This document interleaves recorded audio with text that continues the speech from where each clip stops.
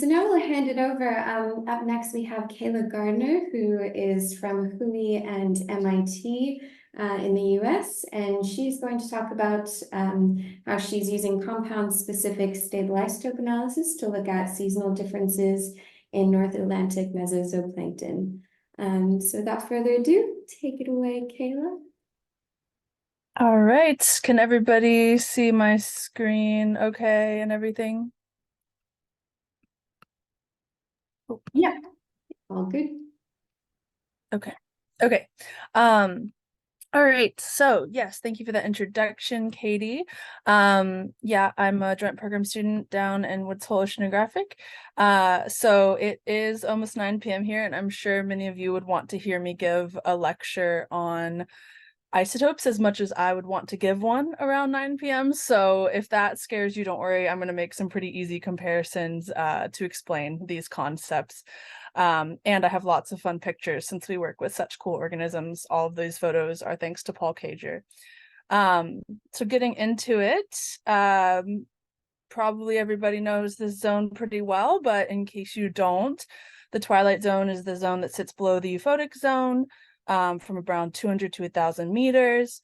We've got all kinds of gelatinous and crustacean zooplankton hanging about, some bigger chain-forming jellies and siphonophores hanging out as well. Lots of squid and other larger kind of cephalopods, as well as some small fish that reside there, like our lanternfish and our bristlemouths and our hatchetfish, as well as some fish that come from the midnight zone below the twilight zone, and sometimes migrate up into the twilight zone, like the anglerfish, and some loose jaw fish. And then we also have top predators coming in from the euphotic zone, such as sharks and some mammals, and swordfish, which are actually more like Twilight Zone residents since they follow similar migration patterns to the smaller fish we see there. And then, as we know, most of us, everything changes in the night, right? We've got the sun setting and all of our fish that migrate going up to the surface. Some of the population stays at depth. And this is presumably to feed on that surface level production, and also to avoid predation. So we study this zone using isotopes, and just a super basic kind of, brushing over some of the more fine details, intro to how we can use these isotopes. We have carbon has several natural stable isotopes that occur. One is lighter, one is heavier.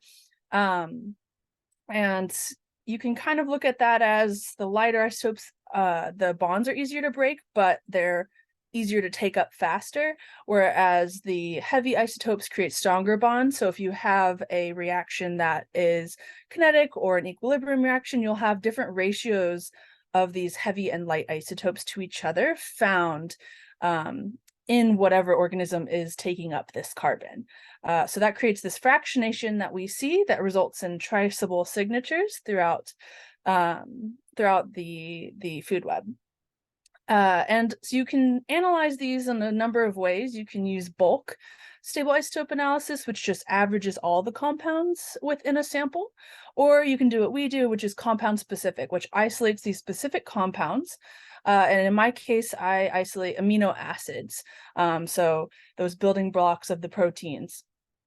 And this is really cool because some of these amino acids are only created by these end members, or like the base of the food web, these phytoplankton, or reworked by bacteria.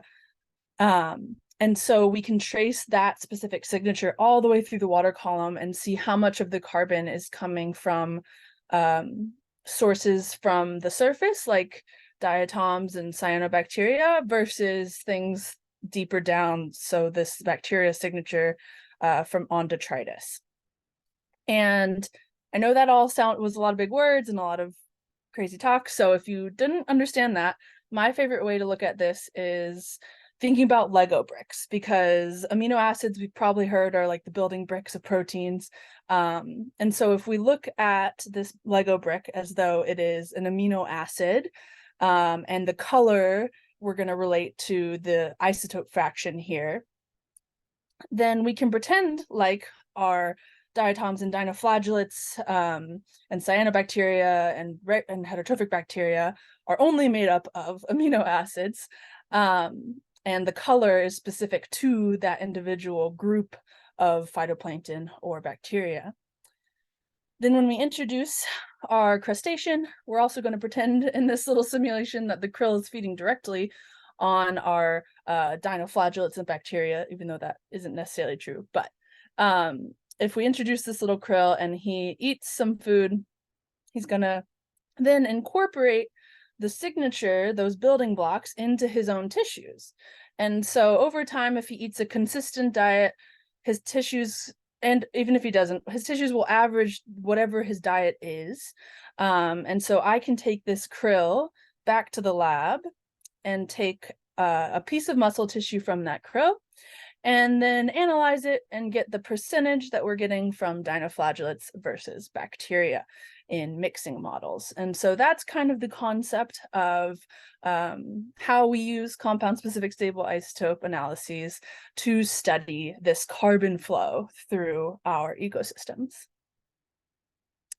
And if you like seeing all of this as data, here's some actually published paper images or figures that we can see. So this image is showing the change in the carbon isotope ratio for each of the amino acids for several different consumers that had the same diet. So if we subtract the diet, and this value here is the difference from the consumer and the diet. And so as you can see, for these essential amino acids that are only created by the diet, the base of the food web, you'll get a 0 difference here in between the consumer and the diet. Showing this in terms of how this can sit. Once we analyze, we get these, if we can get these end members or proxies for these end members, we can find what their signature is and see where they sit in some kind of space. This is a constellation plot that just plots relatedness of different individual points.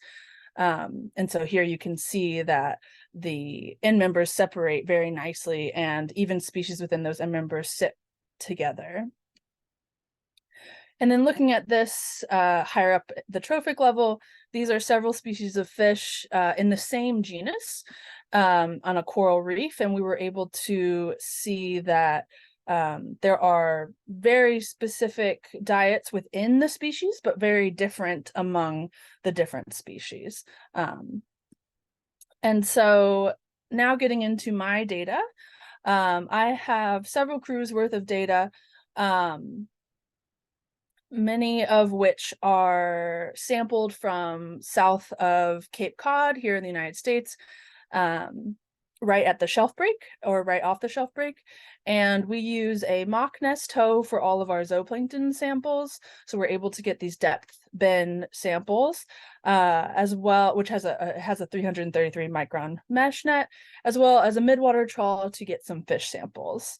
I then sieved all of our zooplankton samples at sea and took the size fraction that was greater than 1,000 micrometers, and separated out those samples into the lowest taxonomic identification I could get, which often was at least genus.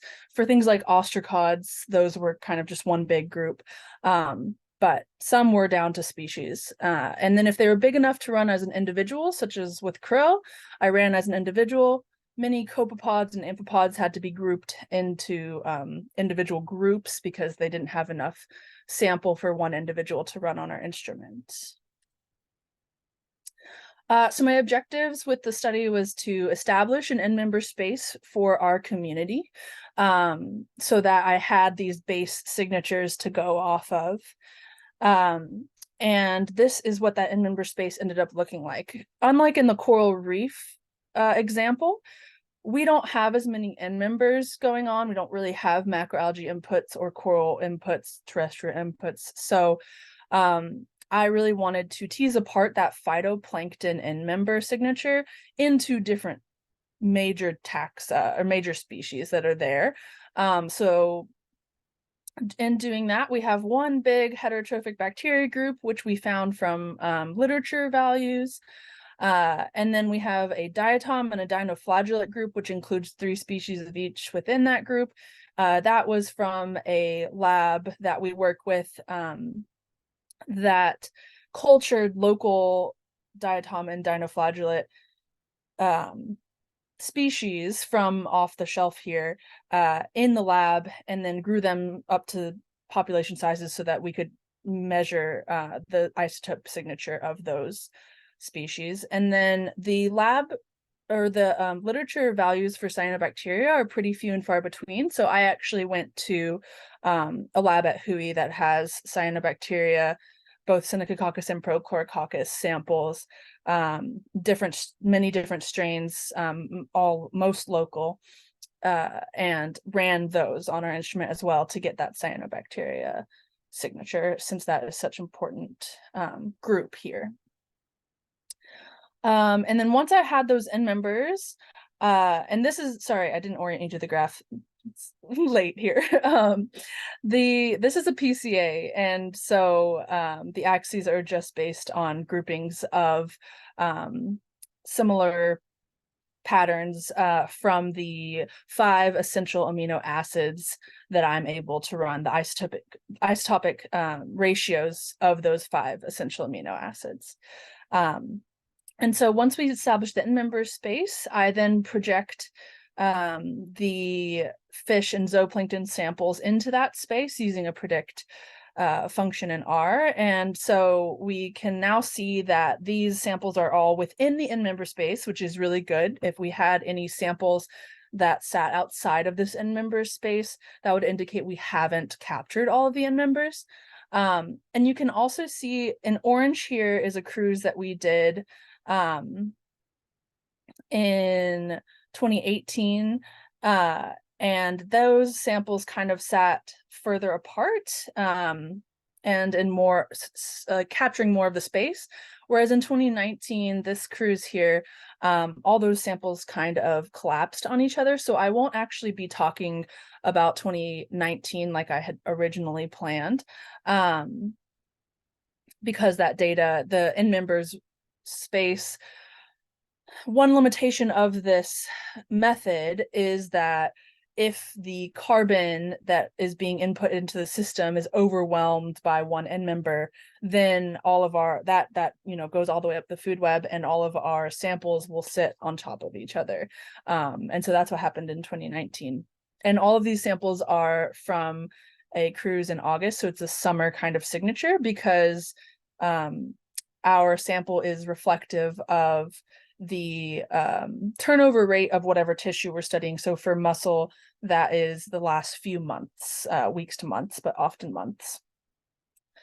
And so the next objective that we had was to examine the diets of several key species within the OTZ, and get some carbon source information to kind of start to tease apart how much of the carbon is actually being sourced from the surface when these organisms are migrating versus at depth in bacteria, since that has a lot of implications for carbon export.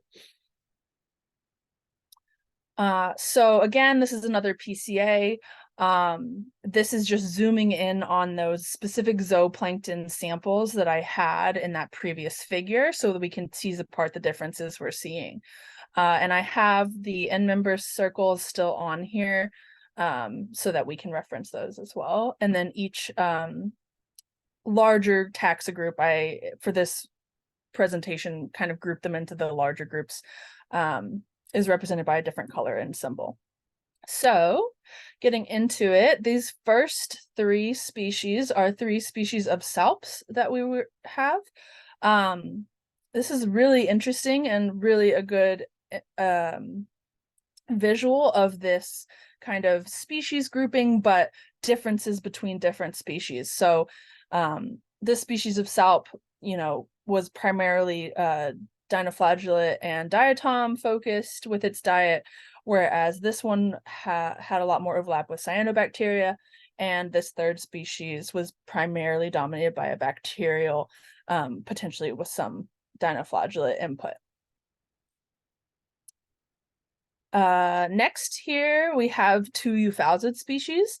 These species actually grouped very close to each other. And so you can see that they're having a big influence from a dinoflagellate kind of signature. And just another reminder, in case I didn't really make this clear earlier, this is based on what's happening at the very base of the food web. And so it doesn't mean that these euphausids are eating dinoflagellates, but what they're eating is potentially eating dinoflagellates. Okay, and then some amphipods. So that is grouped between our surfactant signatures of diatoms and dinos. The shrimp species kind of sat in a similar space. Then the ostracods here in orange and chaetodnaths kind of sat in between those two with a more kind of generalist diet, kind of incorporating all of our end members into their diets. And then the copepods. Most copepods grouped again in this kind of similar space in between our diatoms and dinos. But this one species did have two individuals that seemed to be very influenced by bacteria. And so this is just, again, a visual of kind of how all of that looks together in this space. And then this is a mixing model that I haven't really dug into, made pretty recently, but just gives you an idea. So you can see there's a huge dinoflagellate influence. You can see some bacteria influence and some diatom influence for different species. So the conclusions here, all of our samples sat within the member space, which is very good. There is some evidence of niche behavior among some of our larger taxonomic groupings. Salps in particular show diet preferences between species. And most zooplankton have a reliance on dinoflagellate carbon, while cyanos and marine snow are important for others. This may shift seasonally. We do have data from other seasons, and actually that 2019 cruise was in the exact same place and in the exact same time, and shows differences in the source carbon. So it's clear that this is a very dynamic environment. It's always changing. It's really hard to predict what's exactly going to be happening, even on a seasonal level here. And we also have geographic cruise data that I will be working on as well, and of course fish data. So yeah, lots of data going on. I'm happy to talk about the fish stuff too, but for now, I will stop. So thank you guys. Thank you to all the people who funded me and all the people who've worked with me and helped me with all these samples, particularly my amazing net team, which includes Katie. We really my time at SIA has been one of the highlights of my program. So yeah, I will take any questions, and this is my email if you guys would like it. Great, thank you so much, Kayla. Those visuals are absolutely amazing, really beautiful, and yeah, the pictures as well. So yeah, we have a question. Oh no, just a comment from Noemi. Okay, does anyone have any questions for Kayla? No? Okay, well, I'll go then. So I'm just wondering what's kind of the most, so it looks like things are kind of separating out for you quite nicely. I just wonder, have you had any surprises yet with just, groupings not quite grouping together how they you'd expect them to? Maybe this is some of the fish data that you haven't shared yet. Yeah. Yeah, so there definitely has been, particularly I believe it is this cruise the fish data that we have, the myctophids and hatchetfish, which actually sit the farthest up in the water column and undergo migrations often, sit much closer to the heterotrophic bacteria signatures than some of our deeper dwelling fish. So things like Malacosis niger, a loose jaw, the like these larger bristle mouths that sit quite deep, and a ridge head that sits quite deep. Those all group really a lot closer to a kind of cyanobacteria diatom signature than our myctophids and our hatchetfish, which I found really odd. Yeah, so that could be, you know, indicating that they had to rely more heavily on, you know, detritus for the time period that we were sampling. It could also be that those are smaller fish, and so the turnover rate of the tissue is a little bit off in timing of those larger fish. But the ridgehead is, you know, the ones we were catching are kind of a similar size to a lot of the myctophids and hatchetfish we do. But that timing difference could just be indicating a difference in the carbon source at the time. So yeah. Thank you. We do have a couple of questions now. So from Anne, any idea why 3 subspecies differed in the end member diet sources? Yeah, great question, Anne. So that is actually me and Anne are working on a paper about salps, and so I was talked to Paula about this a little bit because this is data that was from a different cruise than the paper we had worked on. Or no, we did have this in that paper. So Paolo was saying that one of the species that did sit near the cyanobacteria has been shown to prefer smaller cells in terms of incorporating those and feeding on those. So that makes sense for that one. In terms of why one would be, you know, focused on diatoms versus detritus, maybe where they sit in the water column.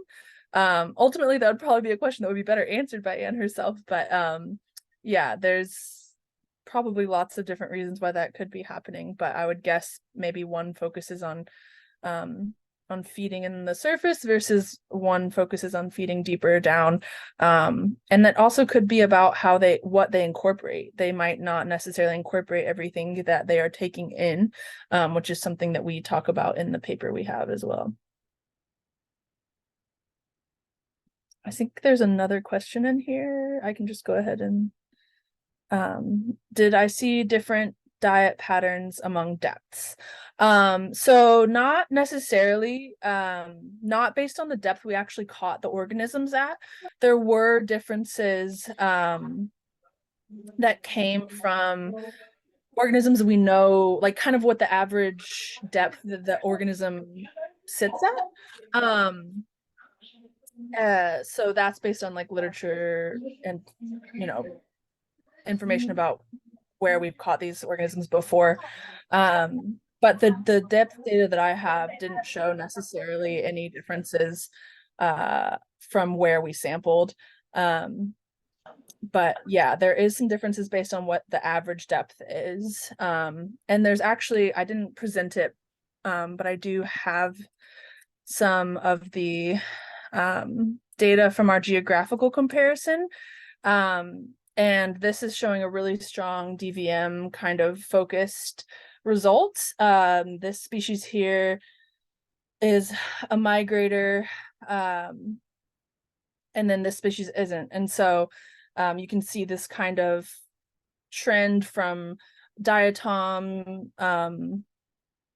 focused diets for the migrator versus more bacterial focused diets for the non-migrator, which is what I kind of thought I would see and hasn't been. So apparently that does happen in some places, just not always where I've been sampling. Great. It looks like we have one more question from Young.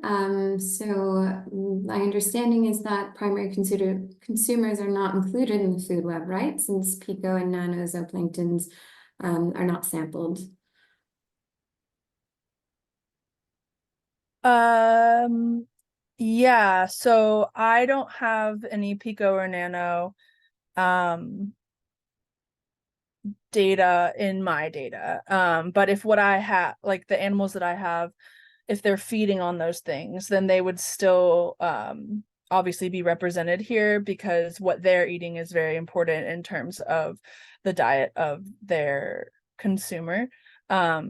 But yeah, this was kind of the first step of often zooplankton and compound specific stable isotope analyses are treated as one big size fraction group, or possibly the copepods are picked out, but ultimately never really dove into any of the specifics. It obviously, it does cost a lot to run these samples. We're very lucky to be able to run as many samples as we are.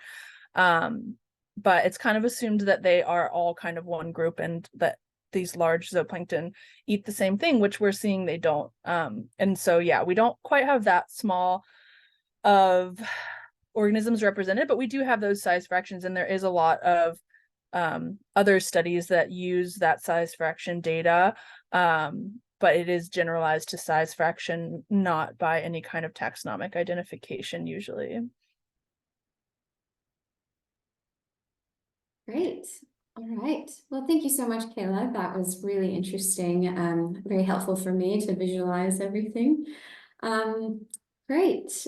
And let's see. Well, thank you so much to everyone for joining in this month's Jetson call. And a big thank you to Zhang Yong and Kayla for presenting. Great. And yeah, make sure you look at your emails for the next Jetson call next month, which will be kind of in the opposite time zone, so catering more towards European and North American time zones. So stay tuned. Otherwise, thank you so much.